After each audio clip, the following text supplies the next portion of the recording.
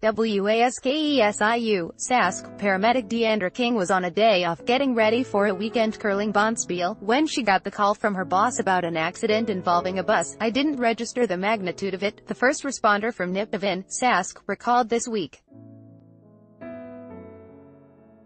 The Wounded Warriors Canada program allowed about a dozen first responders who were involved in the Humboldt Broncos bus crash emergency response to relax and interact with their families. Wounded Warriors Canada, the Canadian Press, Ho. The program took place in Waskeshu, Sask, a resort community in Prince Albert National Park. An attendee said they golfed, rode horses and ate meals together. Hans Gerhard Pfaff, Tourism Saskatchewan. She rushed to the scene where dozens of emergency workers, including paramedics, firefighters and police officers, did their jobs and tried to save lives. People from nearby farms brought blankets and helped in any way they could. A semi-truck and bus carrying the Humboldt Broncos junior hockey team to a playoff game in Nipawin had collided. 16 people on the bus, including 10 players, would die as a result.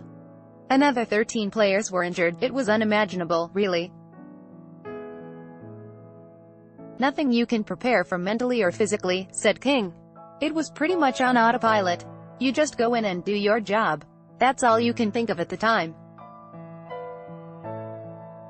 Article continued below. Afterward, it all hit. First responders to the horrific crash April 6 said they received immediate counseling on signs of post-traumatic stress, and some got a much-needed break from it all this week when they attended a Wounded Warriors Canada program in Waskeshu, Sask, a resort community in Prince Albert National Park.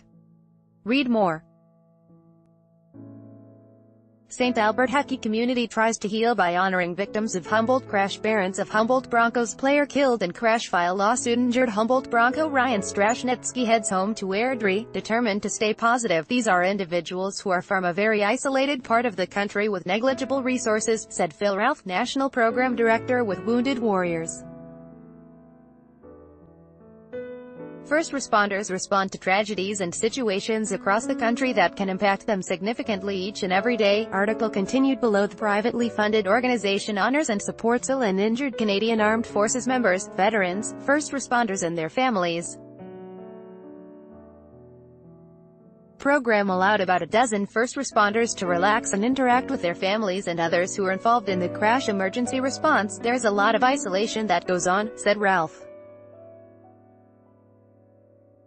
"That's one of the reasons that we have events like Tribute to Your Service, so they know they are not unique. They are not alone." King's colleague, Kyle Eastwood, attended with his girlfriend Jillian Hebert, an emergency room nurse. "It was a pretty relaxed itinerary. There wasn't really any mandatory things for us to do," he said.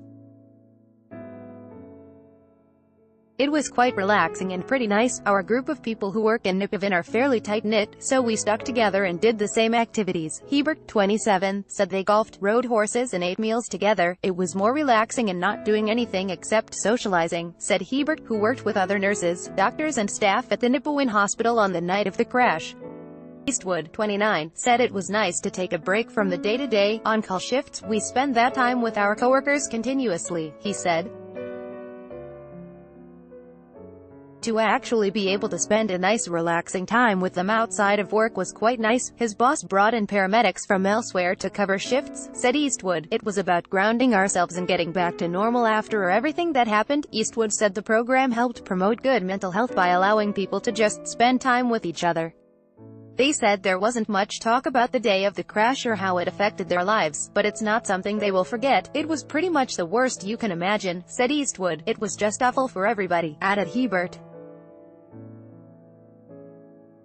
"Nobody should go through that, and nobody is expecting to go through that again." There was an outpouring of support for anyone connected to the crash. Wounded Warriors Canada immediately set up the Humboldt First Responder Fund, which raised almost $200,000 for support programs such as the one held in Saskatchewan this week.